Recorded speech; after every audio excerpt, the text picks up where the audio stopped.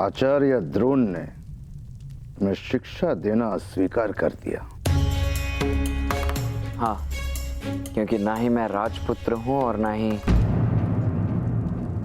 उनका पुत्र।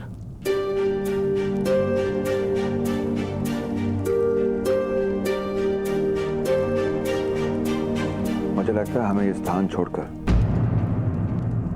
कहीं और जाकर बस जाना चाहिए। कहाँ जाएंगे पिताश्री? कहाँ जाएंगे? जहां भी जाएं, न शोण के साथ हुआ अन्याय हमारा साथ छोड़ेगा और ना ही हमारे मस्तक पर लिखा हुआ है। हम जहां भी जाएंगे वहां भीष्म और द्रोण होंगे, किसी भिन्न रूप में, किसी भिन्न वेश में। हमें ये युद्ध यहीं लड़ना होगा, यहीं जीतना होगा। मूर्खों की भांति बातें ना करो कर्ण। यदि अन्याय को न स्वीकार करना मूर्खता है तो हाँ, मैं मूर्ख हूं।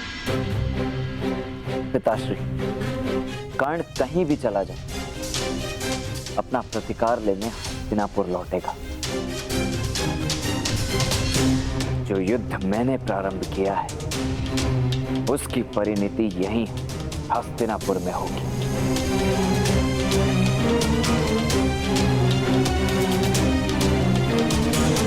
कर्ण का परिचय उसका ये संग्राम होगा।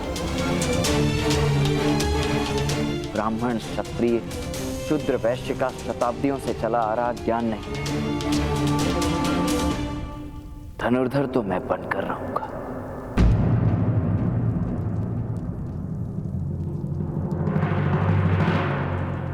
एक सूत पुत्र को धनुर्विद्या कौन सिखाएगा? कौन तुम्हें महामहिम भीष्म और आचार्य द्रोण के समक्ष लाकर खड़ा कर पाएगा? कौन?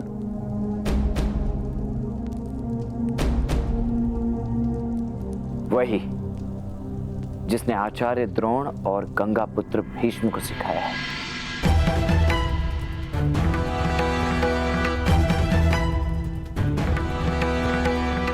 इन दोनों महारथियों के भी तो कोई गुरु होंगे। यदि उनमें से कोई मुझे सिखाए तो बताइए पिताश्री, कौन है इनके गुरु?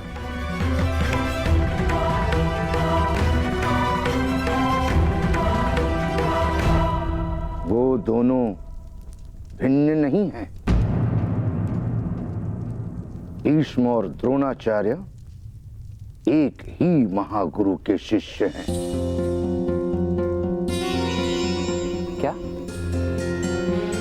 ये दोनों महायोद्धा एक ही गुरु के शिष्य? कौन है वो महागुरु? वो बस भ्राताश्री, भोजन करते समय बातें करना ठीक नहीं है, आराम करें। आप बताइए तो, कौन है आचार्य द्रोण और भीष्म के गुरु?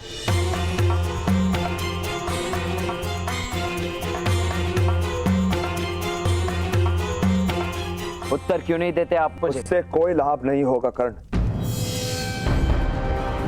उसे जानने तो दो। बस भ्राता, आप पहले ही कर्ण को पर्याप्त बिगाड़ चुके हैं और हर प्रश्न का उत्तर जानने के लिए हर कोई पात्र नहीं होता। यदि आपने कर्ण से इस विषय में बात की तो मेरा मरा हुआ मुख देखेंगे आप।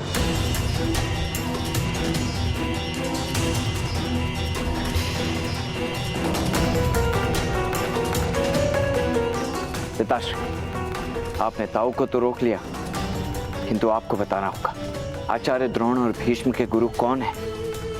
पर्याप्त बोल चुके हो कर्ण, जाओ भोजन कर लो।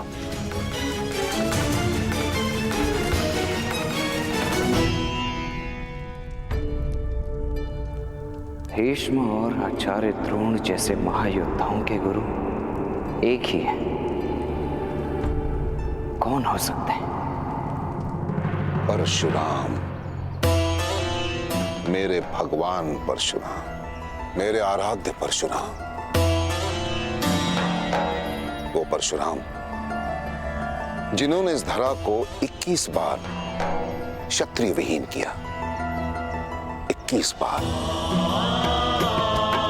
और अपने शस्त्र और शास्त्र का ज्ञान मुझे सौंप दिया। आज मैं तुम लोगों को अपने आराध्य परशुराम की सिद्धियों का उदाहरण देता हूं। सोचो, यदि युद्ध भूमि में युद्ध के मध्य तुम्हारे अस्त्र टूट जाएं, तब क्या करोगे?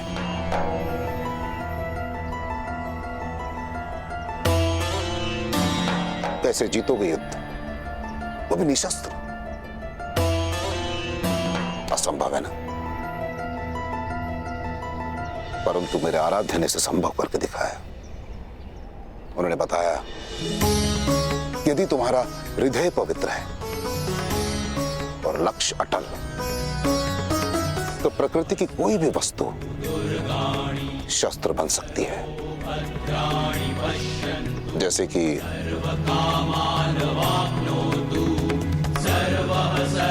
ये घास,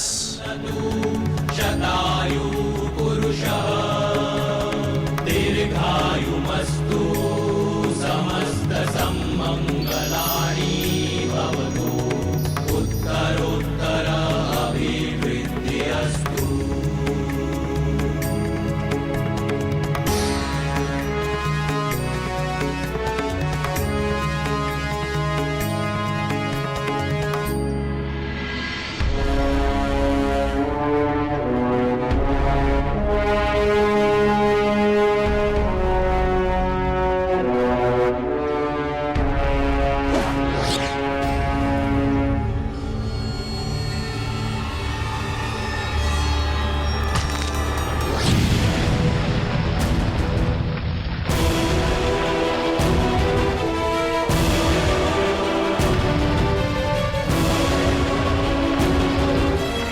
इसे कहते हैं ऐच्छिका अस्त्र।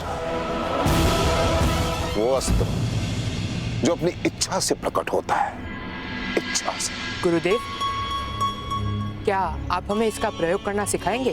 अवश्य, परंतु समय आने पर, और वो भी उसे जो इस सिद्धि के योग्य हो।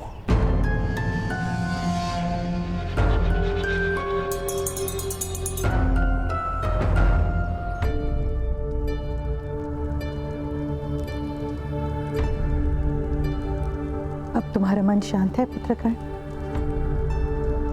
नहीं माता, परंतु मन में लक्ष्य का आवाहन अवश्य कर लिया है। मैंने निर्णय कर लिया है माता। भले ही पिताश्री क्रोधित हों, मैं आचार्य द्रोण के गुरु को अवश्य ढूंढ कर रहूंगा। उनसे शिक्षा प्राप्त करके ही रहूंगा। केवल एक ही बात है, पिताश्री स्वयं उनका नाम बताएंगे नहीं, और ताऊ श्री को उन्होंने सौगंध दे रखी है। तुम्हारे पिताश्री ने तुम्हारे ताऊ को सौगंध दी है तुम्हें कुछ बताने से, किंतु मुझे नहीं।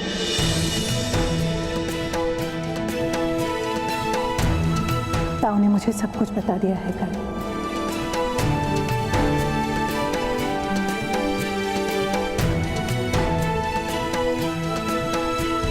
तो बताइए माता, कौन है वो महागुरु?